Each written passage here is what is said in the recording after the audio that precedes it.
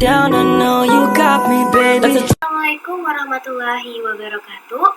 Kembali lagi dengan saya, Haura Florencilla dari kelas 10 JKT 1 SMKN 1 Majalengka.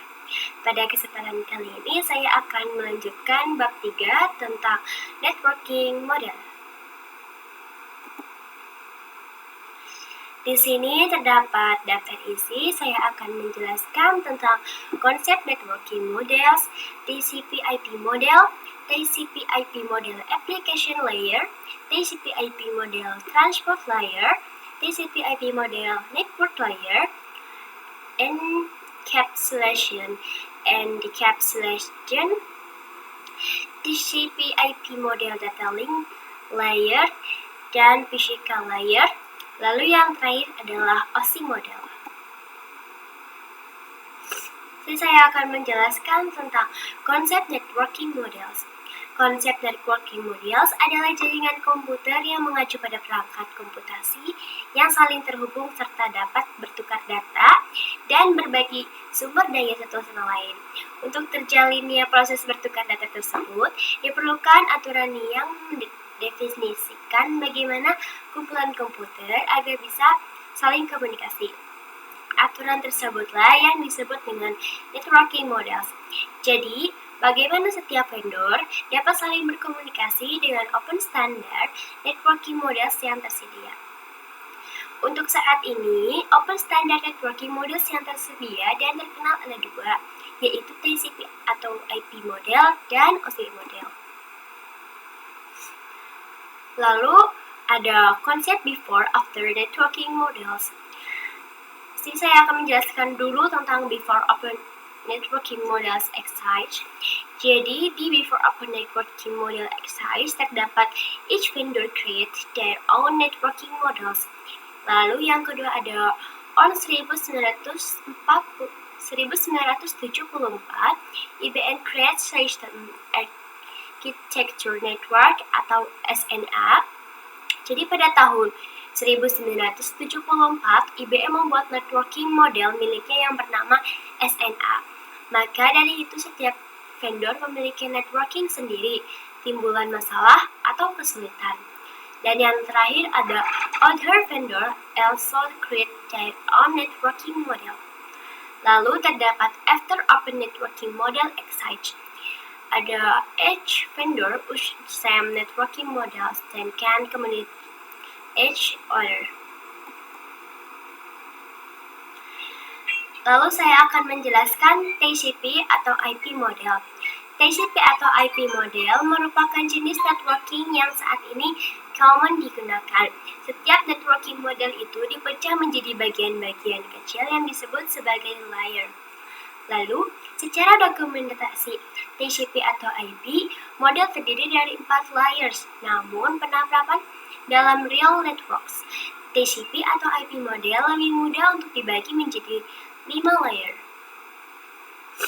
Application layer.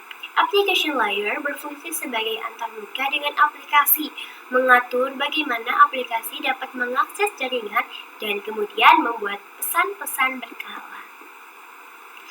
Transport layer. Yang pertama adalah fungsi dari transport layer adalah menyajikan atau memberikan service ke application layers atau transfer data.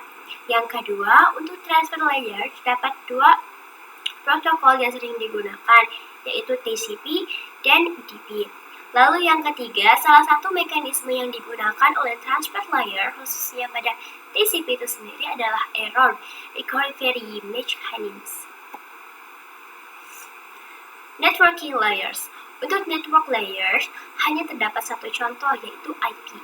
Dengan IP menyediakan 2 fitur yang sangat penting, yaitu addressing dan routing, yang dimana berfungsi untuk menangani konektivitas dan pemilihan jalur. Setiap perangkat jaringan memerlukan alamat unik di jaringan. Yang pertama ada addressing. Jadi kalau yang addressing itu bahwa IP address itu sendiri yaitu memberikan nama pada perangkat di jaringan komputer. Lalu ada routing.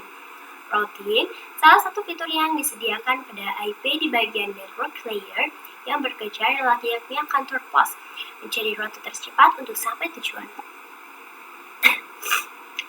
data link layer, dan physical layer. Data link layer mendefinisikan protokol yang dibutuhkan pada physical layer. Salah satu fitur pada data link layer ialah FCS atau Frame Check Sequence, yaitu Error Detection Mechanism, hanya mendeteksi error recovery.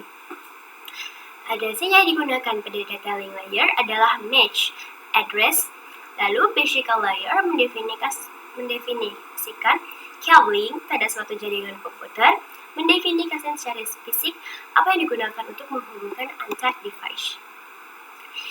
Encapsulation and decapsulation. Encapsulation itu adalah membungkus data dengan header pada data di setiap layernya. Adapun decapsulation itu pun sebaliknya. DRAM of TCP atau IP meshing.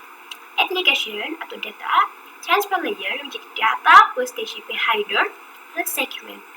Lalu ada network layer, data plus TCP header, segment, IP packet.